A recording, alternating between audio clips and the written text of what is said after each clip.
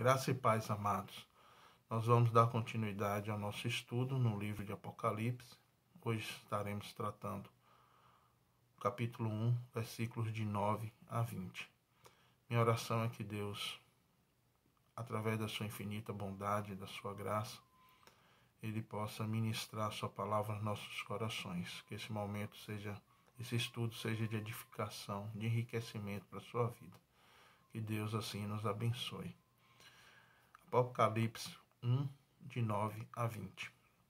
O versículo 9 diz: Eu, João, irmão vosso e companheiro na tribulação, no reino e na esperança, em Jesus, achei-me na ilha chamada Patmos, por causa da palavra de Deus e do testemunho de Jesus. Achei-me em espírito no dia do Senhor e ouvi por detrás de mim grande voz, como de trombeta, dizendo: O que vês, escreve em livro e manda às 7 igrejas: Éfeso, Esmirna, Pérgamo, Tiatira, Sardes, Filadélfia e Laodiceia. Chama minha atenção aqui a apresentação do mensageiro.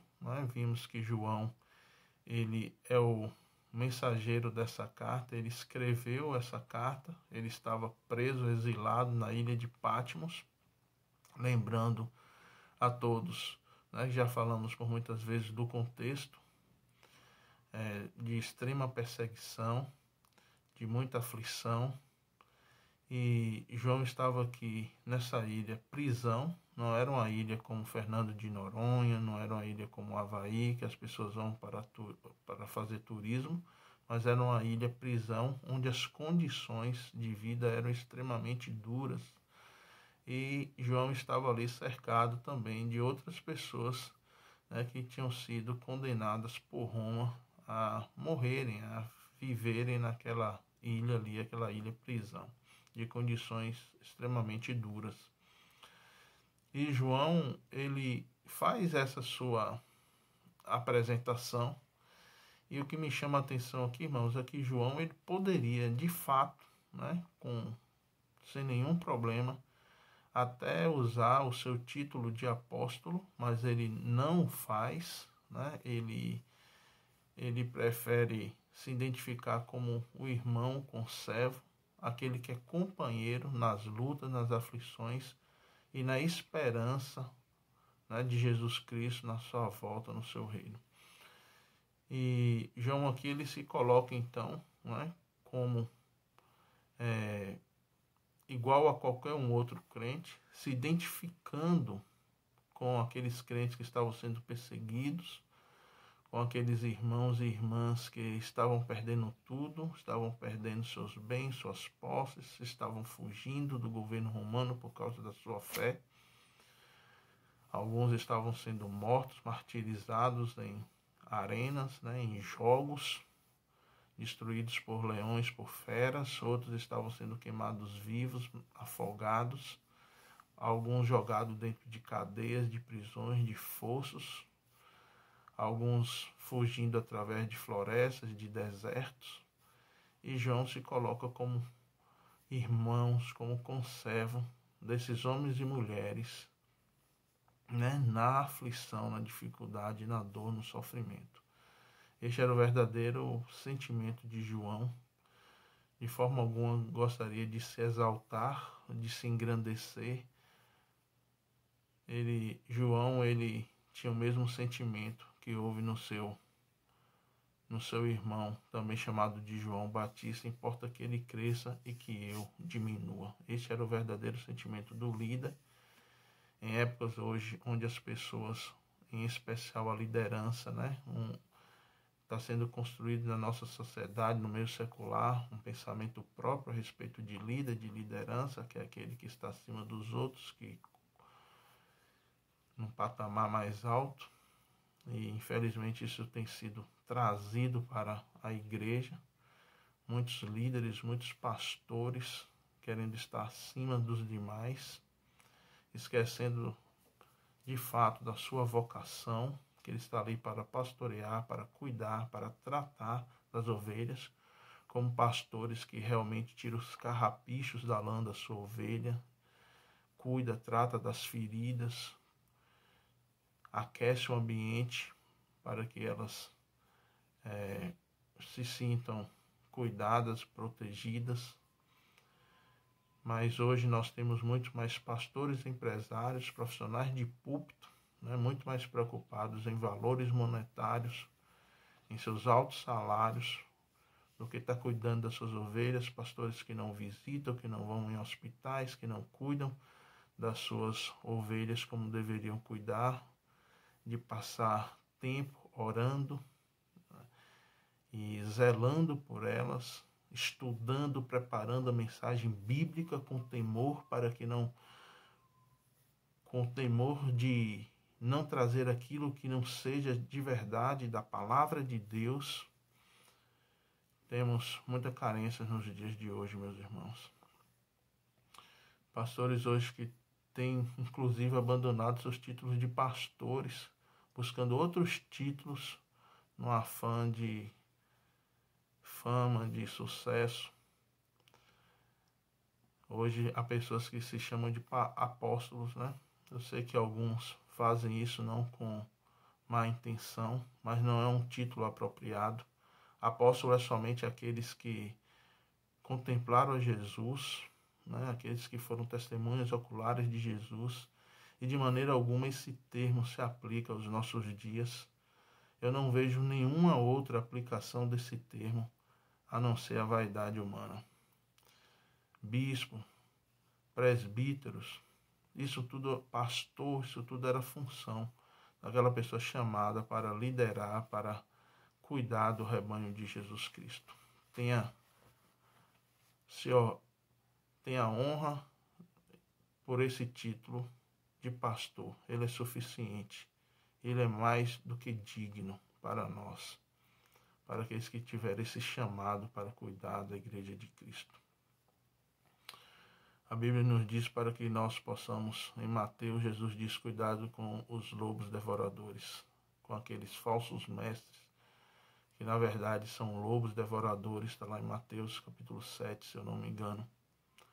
E também no livro de Atos, no capítulo 20, versículo 28 a 40, Paulo vai orientar os líderes da sua igreja, aos anciãos da igreja de Éfeso, aos membros ali da igreja de Éfeso, aqueles crentes, para que eles estejam sendo muito cuidadosos, porque ele sabia que pela revelação do Espírito, que após a saída dele, muitas pessoas de dentro da própria congregação sairiam para enganar as ovelhas ali, que eles pudessem estar preparados e atentos para isso. Então, irmãos, infelizmente nós precisamos ter muito cuidado, especialmente nos dias de hoje. Cuidado com os cães. Eu me lembro eu pensei que era até brincadeira, irmãos, eu pensei que era uma forma de gozação, de escárnio de alguém ter feito aquilo. Eu recebi há algum tempo na mídia social um convite, um folder de um evento evangélico, onde os preleitores, os pregadores convidados, um dizia que tinha morrido 3 vezes e o outro tinha ido para o inferno, até para o inferno ele foi 3, 4 vezes, já tinha ido no céu 2 vezes. Eu falei, você foi no céu porque voltou, deveria ter ficado lá. Então o povo segue esse tipo de pessoas, de gente que não estão aí a não ser para o seu enriquecimento, para adquirir fama, projeção e enganar aqueles que não têm entendimento a respeito da palavra de Deus.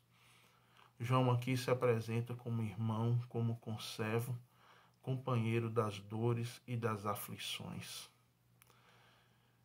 Isso é muito profundo, irmãos, porque veio de João, né, um apóstolo que andou com Jesus Cristo. E eu acredito, irmãos, isso aqui é algo meu, do meu pensamento, porque Jesus escolheu João para escrever essa parte tão importante das Escrituras, a sua revelação final, vislumbrar o Cristo triunfante, o Cristo em glória, o seu retorno triunfal.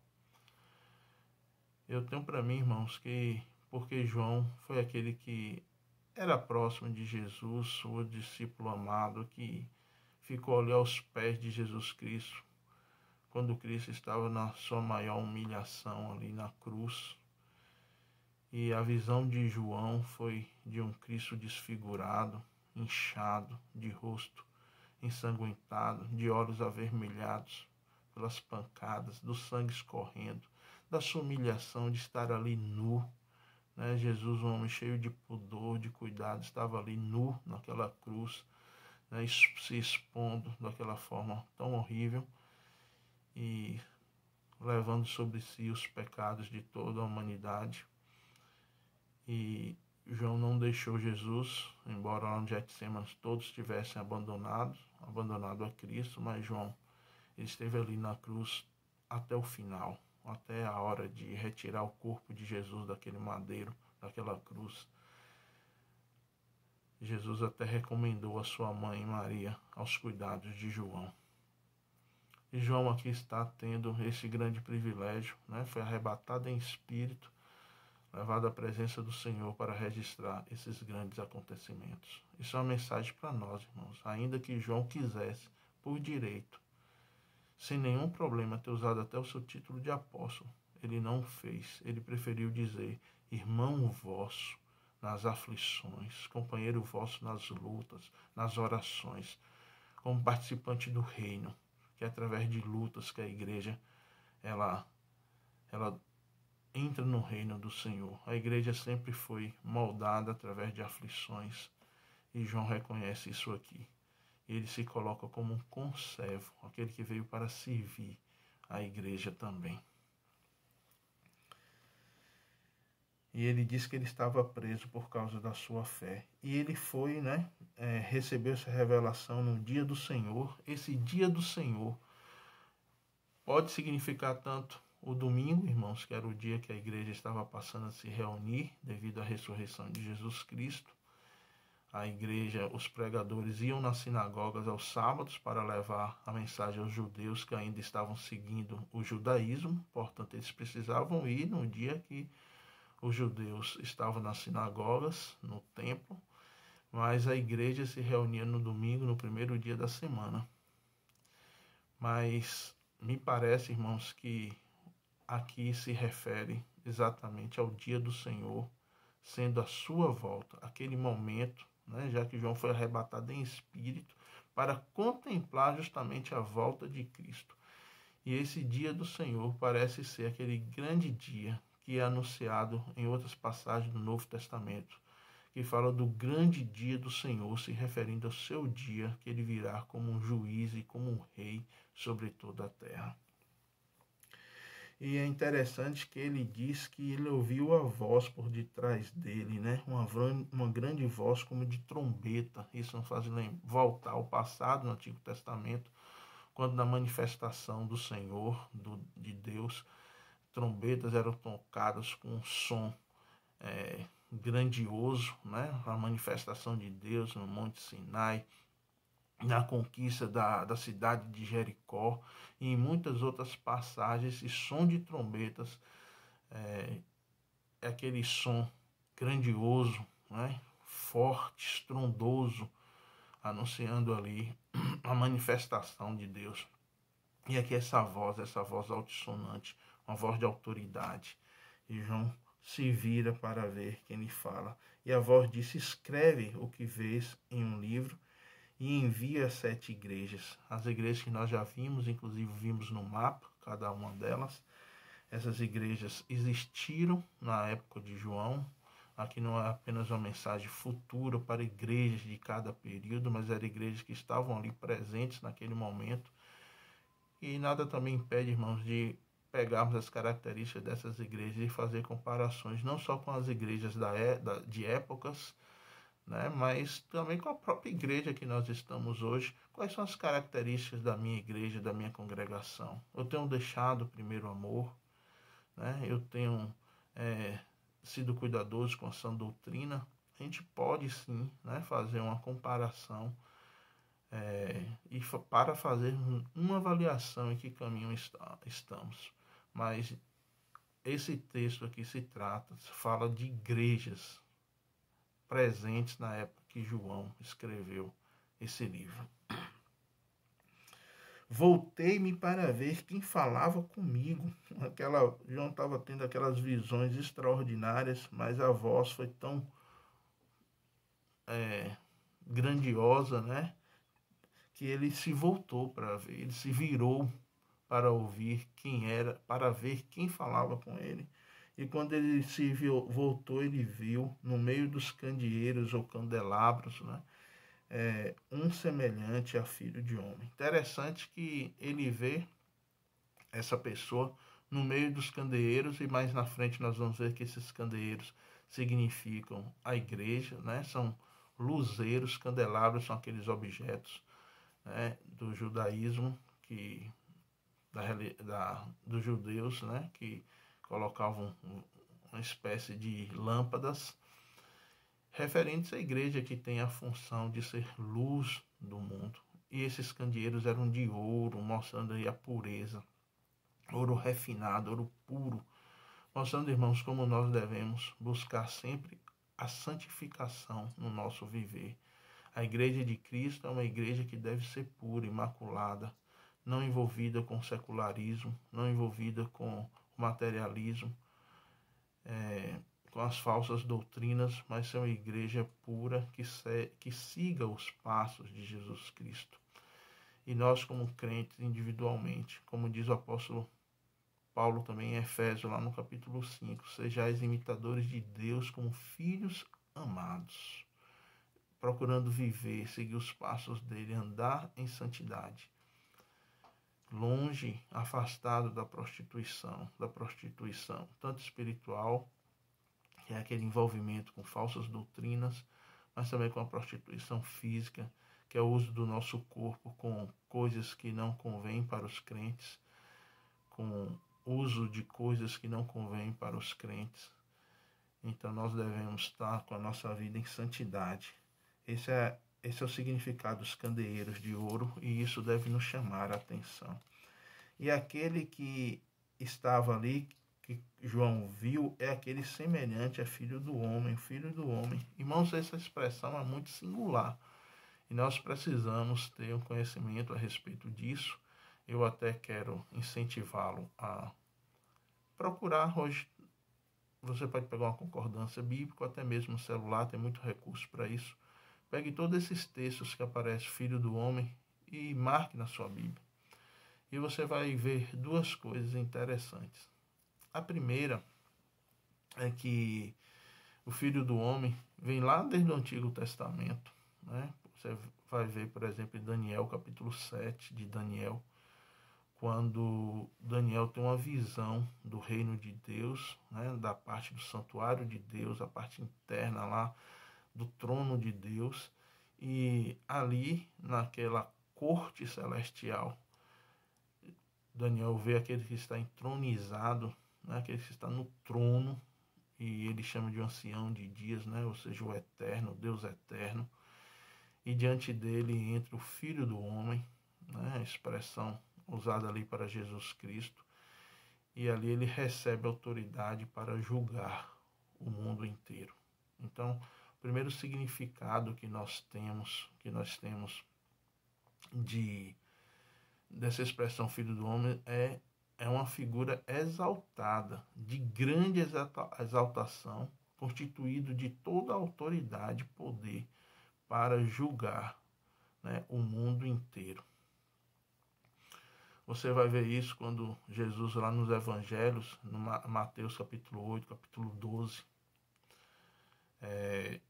Jesus cura no sábado, por exemplo, e quando ele é criticado, ele é questionado porque fez isso no sábado. Ele diz que o Filho do Homem é Senhor do sábado. Quando ele cura o paralítico e perdoa os pecados daquele paralítico de nascença, os fariseus também o criticam, e ele diz para que sabe que eu tenho autoridade sobre isso. Então a gente vê esse título, um título de exaltação da pessoa de Jesus como Messias, como aquele que tem autoridade para julgar todas as coisas. Mas também é um título, irmãos, que identifica Jesus com toda a sua humanidade. Ele é o Messias, aquele que veio para substituir o homem, pagar o preço do pecado do homem. É por isso que esse título no hebraico chama o filho de Adão, que significa humanidade, o homem de forma geral. A identificação de Jesus conosco. Um anjo não poderia assumir o nosso lugar, outro ser não poderia assumir o nosso lugar. Por isso Deus se fez carne, né? E tomou o nosso lugar. Ele nos substituiu, ele pagou o preço das nossas dívidas, né, da nossa desobediência. Esse é um grande título que eu gostaria que os irmãos considerassem mais atentamente, pudesse estar estudando, marcando na sua Bíblia. E ele vê agora esse homem com vestes talares e cingida à altura do peito, com uma cinta de ouro. A sua cabeça e cabelos eram brancos como alva-lã, como neve, os olhos como chama de fogo, e os pés semelhante ao bronze polido, como que refinado numa fornalha. A voz como voz de muitas águas. Meus irmãos, que descrição espetacular a respeito de Jesus Cristo. Eu disse para os irmãos que João ele ficou ali todo momento aos pés da cruz de Cristo, né? E acompanhou o momento em que Jesus tinha sido preso, depois humilhado, levado para lá e para cá como um malfeitor, surrado, apanhou, humilhado, recebeu zombarias dos homens. Brincadeiras perversas foram feitas com ele, e ali na cruz, exposto, com o rosto inchado, desfigurado, como diz o profeta Isaías, um homem que nenhuma beleza podíamos ver nele, por causa não só da dor física, dos maus tratos, mas também, em especial, do peso dos nossos pecados sobre ele. E daquela figura ali, João agora tem uma figura espetacular do Filho do Homem. Ele não é mais aquele servo sofredor, ele não está mais na sua humilhação, como até o mesmo apóstolo Paulo diz que ele, lá em Filipenses, não tendo usurpação ser igual a Deus, mas como homem, e mesmo sendo homem, foi obediente até a morte de cruz. Até como um homem, Deus se humilhou mais ainda, servindo aos homens, né? Que coisa extraordinária o nosso Senhor, irmãos. Não recebeu pompas, não foi tratado como um rei, como ele realmente é. Não almejou a glória do mundo, mas além de ter sido como um de nós, ele ainda se fez menos, né? Se fez menos. Um grande exemplo de humildade e de obediência. Mas aqui João vê esse Cristo já exaltado. Os olhos que antes estavam edemaciados e vermelhos dos hematomas, agora são olhos brilhantes como chamas de fogo. Não eram mais aqueles pés empoeirados dos caminhos sujos da Palestina.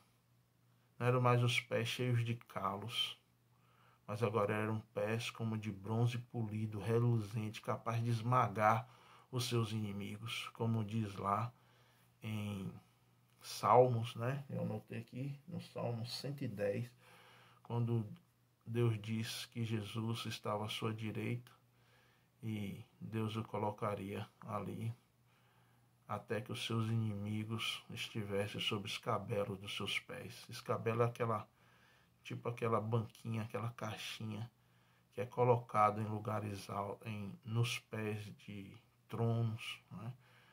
Quando as autoridades sentam e descansam os seus pés ali para assumir uma melhor posição.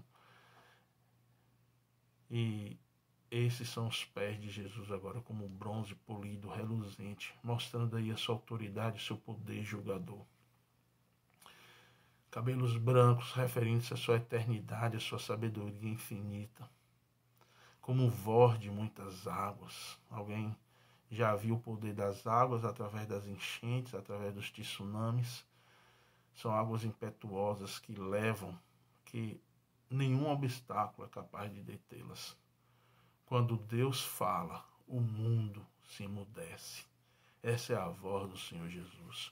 Quando Cristo virá na sua glória e quando Ele falar, o mundo, por mais agitado que esteja, se emudecerá diante da voz do nosso Senhor. Por isso, irmãos, tenhais grande atenção naquilo que Jesus ensina, naquilo que Jesus nos ordena. Esse é um livro para a igreja, e a igreja somos nós. E individualmente também precisamos dar muita atenção, porque como veremos um pouco mais adiante, a Bíblia diz: aquele que tem ouvidos para ouvir, ouça o que o Espírito diz à igreja. Você também será considerado individualmente a dar atenção à palavra do Senhor. E aqui as vestes de Jesus, nada escrito aqui, irmãos, é de pouca coisa, de pouco valor. A Bíblia diz que tudo que foi escrito para o nosso ensino, para o nosso entendimento. É claro que, devido à distância do tempo e em especial também por causa da cultura diferente, que nós somos ocidentais, tenhamos um pouco mais de lentidão e de dificuldade para entender muitas passagens na Bíblia, mas com um pouco de estudo nós podemos compreender, e é por isso que é muito interessante saber todo o contexto das Escrituras, de cada texto, para a gente não incorrer em erros de levantar ensinos e doutrinas em textos que não nos permitem fazer isso. Irmãos, aqui, para a igreja a igreja da época conseguia entender perfeitamente o que João estava querendo passar aqui. E a descrição do Filho do Homem aponta, isso aqui é importante, ele estava vestido com roupas sacerdotais. Essas roupas sacerdotais mostrando o ministério profético, né, de Jesus como o grande profeta, daquele que foi anunciado desde os tempos antigos pelos patriarcas, que Moisés disse lá em Deuteronômio que um grande profeta haveria de se levantar. É a referência a Jesus, o Messias. Também o ministério sacerdotal de Jesus, como a Bíblia diz que ele vive para interceder pelos seus. E também esse cinto sobre o seu peito, um cinto de ouro, que é uma referência à sua realeza, à sua majestade. Pois os reis, eles usavam esse cinto sobre o peito, era uma marca que distinguia a realeza. O Rei Jesus não é mais aquele servo sofredor, mas é o Rei Jesus em sua majestade e em sua glória. Que cena fantástica! E que impacto deve ter causado a igreja sofredora ao ler esta passagem. Porque mais tarde Jesus vai dizer: olha, eu fui morto e agora vivo. Isso tinha causado uma grande tristeza no coração de alguns que seguiam Jesus, não entendiam, até ali naquele momento, não entendiam porque Jesus foi morto, crucificado, mas após Jesus ter aberto os olhos deles, após a sua ressurreição, e quando ascendeu ali aos céus, e prometeu que um dia voltaria. Que coisa fantástica! Tudo isso deve ter vindo à mente desses irmãos e irmãs que estavam ali em profunda perseguição, fugindo do governo romano. Então agora é o Senhor vivo, é o Senhor que tem a chave da morte e do inferno. É aquele que tem todo o poder, toda a autoridade, que Ele é Senhor e soberano sobre tudo. Que coisa extraordinária, meus irmãos. Eu sou entusiasta demais desse livro. Esse livro é um livro que conforta os nossos corações. E aqui ele diz que tinha na mão direita 7 estrelas, e da boca saía-lhe uma afiada espada de 2 gumes, e o seu rosto brilhava como o sol na sua força.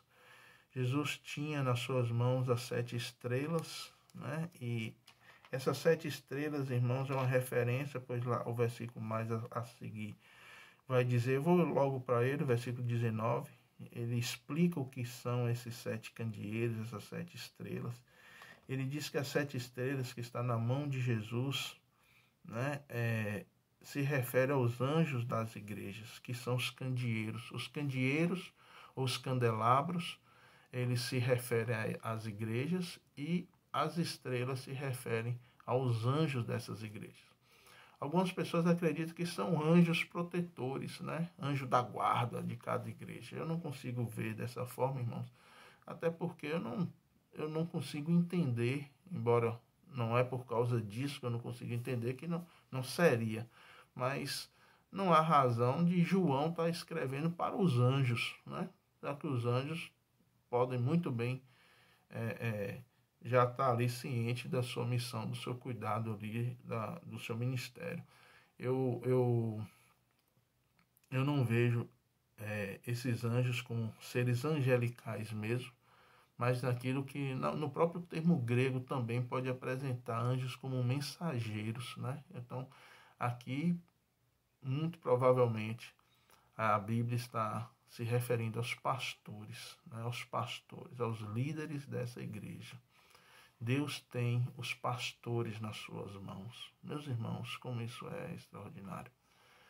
Pastores que são homens fiéis ao Senhor, tementes à sua palavra, que estão ali para cuidar, para zelar o rebanho de Cristo, entendendo que a igreja não é deles,